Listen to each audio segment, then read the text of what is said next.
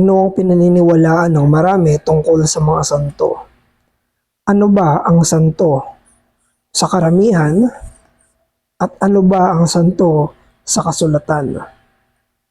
Ang study na ito ay galing sa material ni Pastor Noel Espinosa na talakayan sa Biblia, Bible Study Outlines ng sari-saring paksa para sa pag-ebanghelyo. At ang tutunghayan natin ngayon ay ang mga santo sa Pilipinas.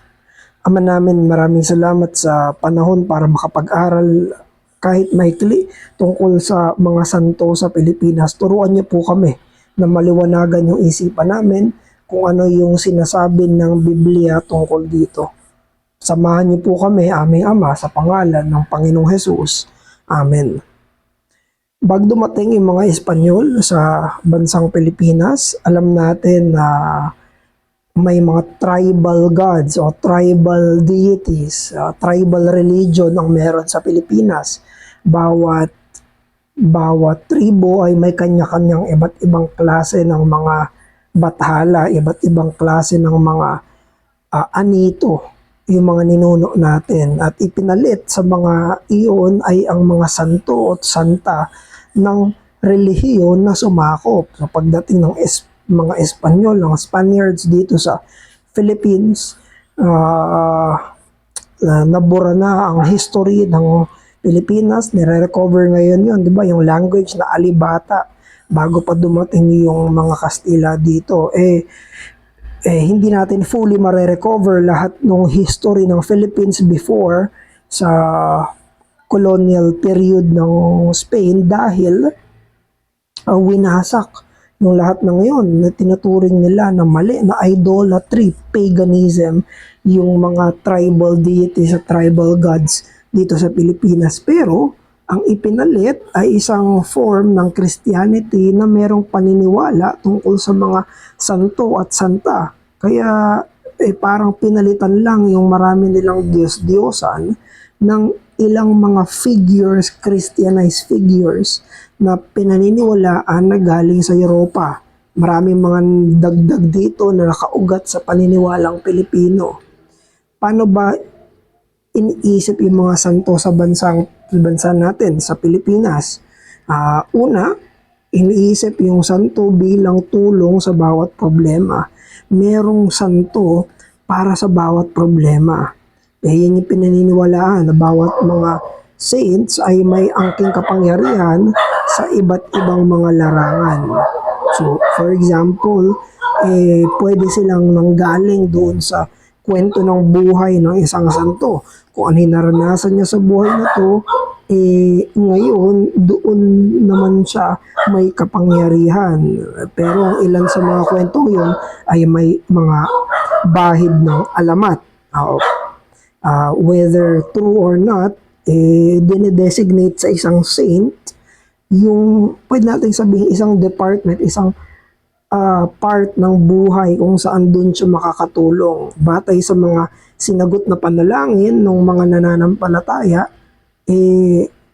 doon pinagbabasihan kung ano yung angking kapangyarihan ng mga santo. Na magbibigay tayo ng ilang mga halimbawa. For example, si Santa Clara, para yan sa mainam na panahon, lalo ngayon, ang init. May saint for the weather. Para gumanda ang panahon, lalapit ka kay Santa Clara. Meron din namang Santa Clara ng Obando. Yan, sikat yan.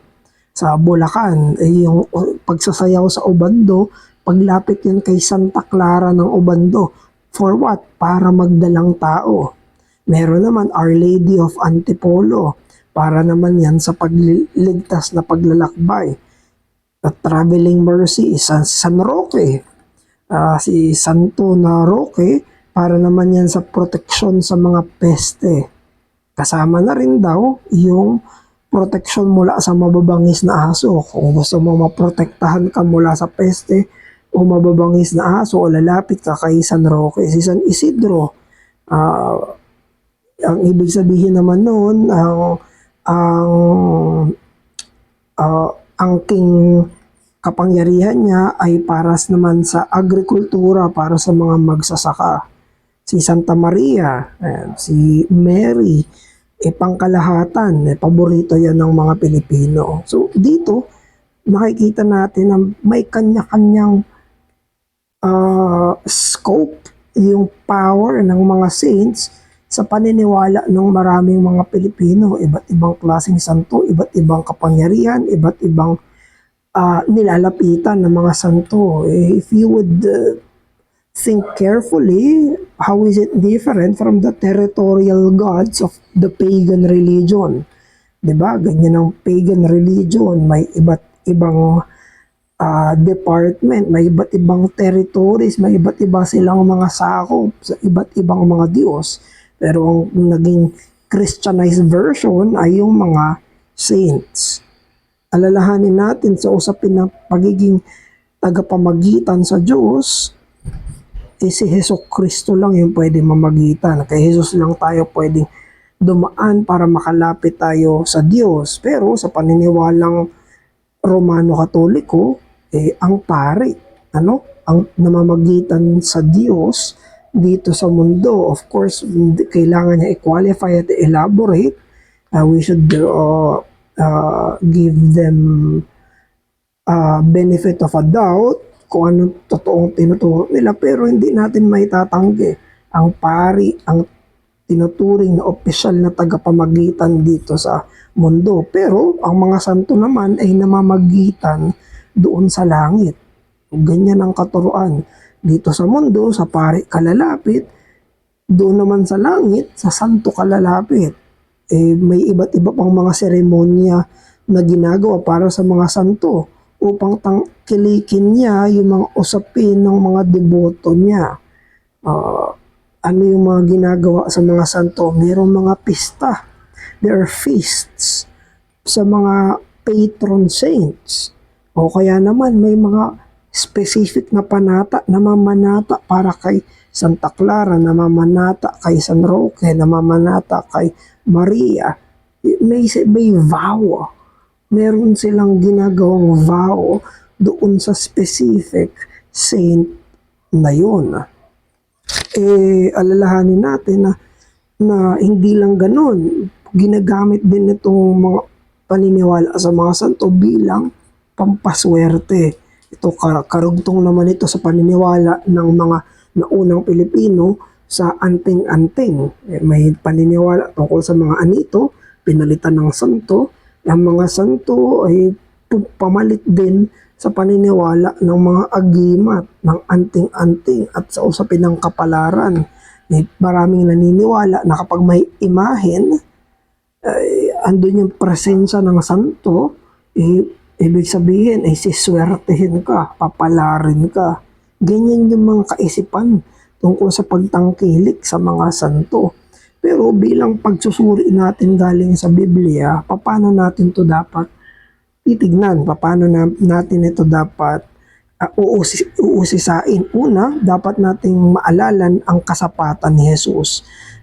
The sufficiency of Jesus Christ. 1 Timothy chapter 2 verse 5, quote, may isang tagapamagitan sa Diyos at sa tao, si Kristo Jesus, end quote. Isa lang ang namamagitan sa Diyos at sa tao, walang iba kung hindi ang totoong Diyos at totoong tao na si Hesus Kristo. He alone can mediate perfectly between God and man because He Himself is God-man. 100% Diyos, 100% tao. He is God-man by virtue of His hypostatic union.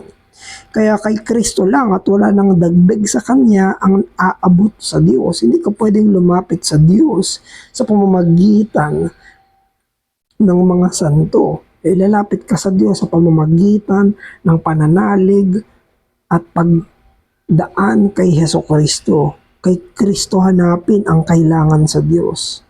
Kailangan sa Kanya kalalapit. He is the way, the truth, and the life, and no one can come to the Father but through Him. Sa Kanya lalapit para makapunta sa Ama. Ganon din ang lahat ng mga believers, lahat ng mga tunay na mananampalataya, ang tawag ng Biblia, they are saints. 1 Corinthians chapter 1 verse 2, quote, tinawag ng mga banal. lahat ng kalakip kay Kristo. End quote. Pansinin nyo yung Corinthian church.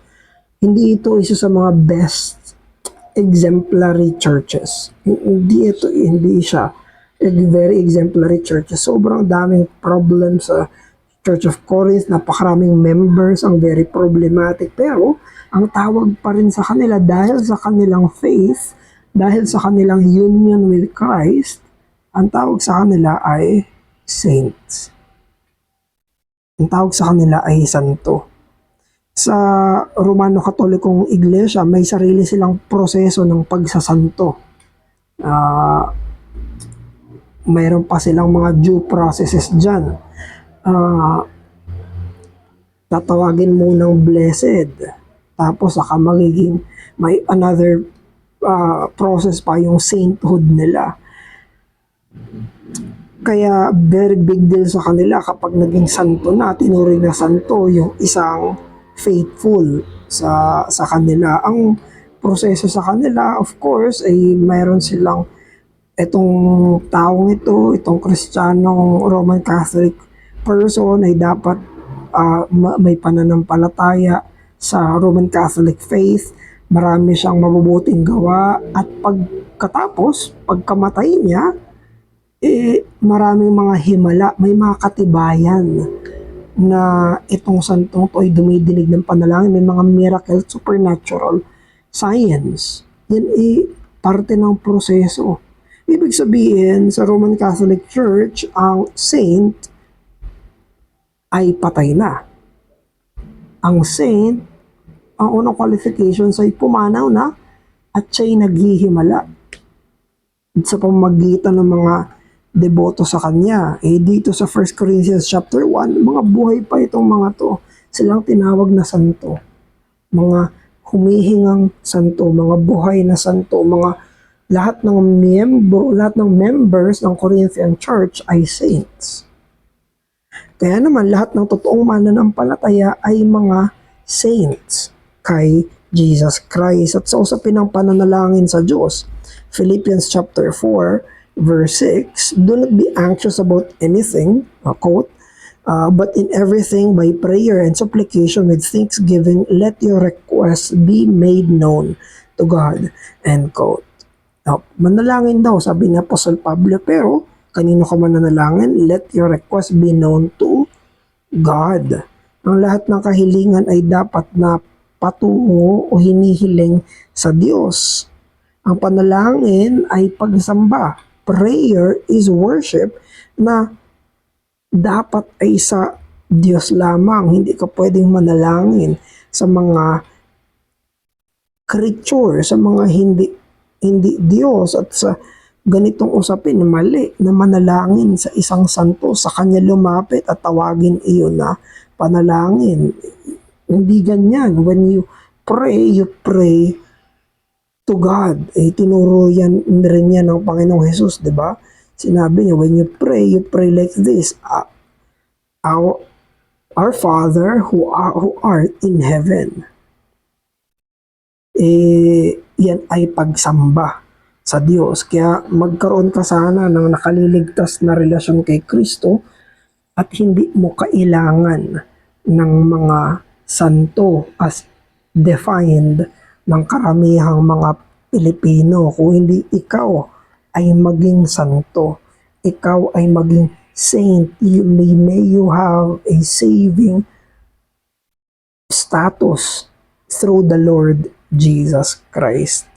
Ama namin, maraming salamat po sa maikling pag-aaral tungkol sa mga santo ng Pilipinas. Tulungan niyo po kami sa aming pananampalataya, sa aming pagsasaliksik ng Biblia, at makita namin ang mataas na posisyon ng mga believers that we are the holy ones, the saints, because of the Lord Jesus Christ. Maraming salamat po sa pangalan ni Jesus. Amen.